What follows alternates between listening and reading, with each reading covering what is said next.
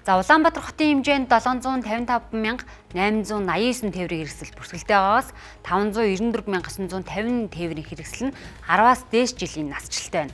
Харин нийслэл сүүлийн 1 жилийн хугацаанд 50,000 гаруй тээврийн хэрэгслийг бүртгэлээс хасч тухайн тээврийн хэрэгслийн улсын дугаарыг шаардлага хангасан тээврийн хэрэгсэлд олгох ажлыг зохион байгуулсан байна. За дэлгэрэнгүй мэдээллийг сэтгүүлч Аз Жаргал студиэс хүргэнэ.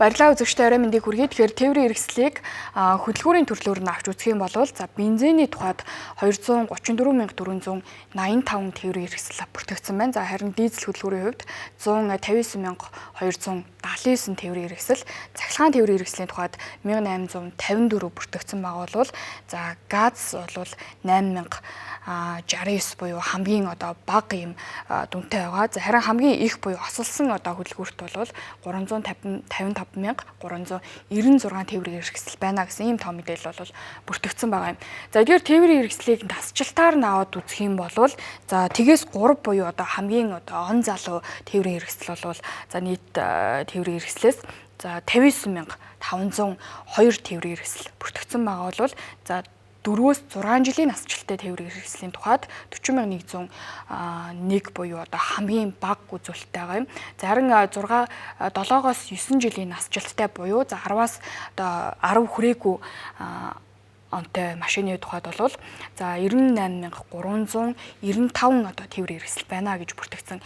За харин хамгийн их нь бол мэдээж 10 ба түүнээс дээш жил тээвэрт явж байгаа тээврийн хэрэгслийн тухайд бол 602,626 тээврийн хэрэгсэл байна гэж бүртгэгдсэн байгаа юм. Тэгэхээр 10-аас дээш жилийн насжилттай тээврийн хэрэгсэлд бол нийслэлийн хэмжээнд улсын дугаар олохгүй байхын зарчмыг бол мөрдөөд явж байгаа. Тэгэхээр энэ арга хэмжээ хэрэгжснээс хойш бол 1 жилийн хугацаанд авч хэрэгжүүлэхэд иргэдийн тээврийн хэрэгслийн чанар бол сайжирсан үр дүн гарсан гэдгийг албаныхан хэлж байна.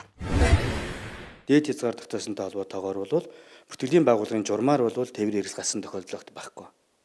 Өөрөөр хэлбэл энэ эзэмшигч өмчлөгч өөрөө хүсэлтээ гаргаж ээж тухайн төрлийн тээврийн хэрэгслийг гасуулаад өөрөөр хэлбэл тухайн тэр ардын дугаар хүү тээврийн хэрэгслийг гасуулаад дугаараа чөлөөлж аваад энийг дараагийн тээврийн хэрэгсэл тавих магадгүй хэрэгтэй байгаа иргэнд нь өх байдлаар бол хасагдчихж байгаа. Тэгэхээр дандаа өөрийн хүсэлтээр хасагдж байгаа гэж ойлгох хэрэгтэй. Шалгуур үзүүлэлт шаардлагагүй байгаа тээврийн хэрэгслүүд мэдээж улсын дугаарыг бол тогтмол бас олгоо явж байгаа. Энд бол тусгай хэрэгслийн тээврийн хэрэгслүүд, мотоцикл, чиргүүл, механизм, бүгчийн 3.5 тонноос дээш гэдэг юм уу. Авто замын хөдөлгөөн төр болгоо оролцоод байдгүй нөлөөлөл арай багтай.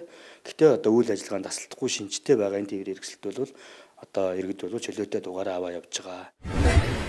За үзэгчдээ энэ хэсэгт тээврийн хэрэгслийн эзэмшигчийн өмчлөгчийн хэлбэрийг танилцуулъя. Тэгэхээр эндээс бол 488,906 нь бол хувь иргэний нэр дээр эзэмшилт байна гэдэг мэдээлэл байгаа болвол за 127,551 нь банк бус санхүүгийн байгууллагын өмчлөлт, за 137,561 нь хувийн хвшлийн өмчлөлтөөр байгаа болвол за төрийн байгууллага дээр 6,280 тээврийн хэрэгсэл бүртгэлтэй, барьцаалан зээлдүүлэх газарт бол 9,723 тээврийн хэрэгсэл бүртгэлтэй гэсэн юм сонирхолтой статистик байгаа юм. За харин арилжааны банкуд дээр бол 18,890 тээврийн хэрэгсэл бүртгэлтэй байгаамаа. Тэгэхээр за сүүлд бүртгэлийг цуцласан 50,000 гаруй тээврийн хэрэгслийн тухайд бол иргэд өөрсдөө хүсэлтээ өгж бүртгэлээ цуцлуулсан гэдгээр онцлогтой. За хамгийн сүүлд бол 2023 оны 10 сард бол яг хууль дүрм журмынхаа дагуу захиргааны байдлаар бүртгэлийг бол цуцалж байсан. За ингэхдээ 200,000 орчим тээврийн хэрэгслийн бүртгэлийг цуцалсан. За гэвч тэдгээр тээврийн хэрэгслүүдийн тухайд бол бүртгэлээ эргээд сэргээх хүсэлтээ өгөх боломжтой байгаа. За харин сүүлийн 50,000 гаруй тээврийн хэрэгслийн тухайд бол сэргээх хүсэлт өгөх боломжгүй гэдгээр юм ялгаатай гэдгийг тайлбарлаж байгаа юм. За журмаар бол өөрийн өмчлөлийн тээврийн хэрэгслийг өмчлөгч өөрөө хүсэлтээрээ бүртгэлээс хассан тохиолдолд сэргээгдэхгүй. Ямар тохиолдолд сэргээж ийн гэхээр саяны миний 23 он зохион байгуулсан 150 35 мянган нийлээд 190 мянган тээврийн хэрэгсэл буцаа сэргээгдэх боломжтой.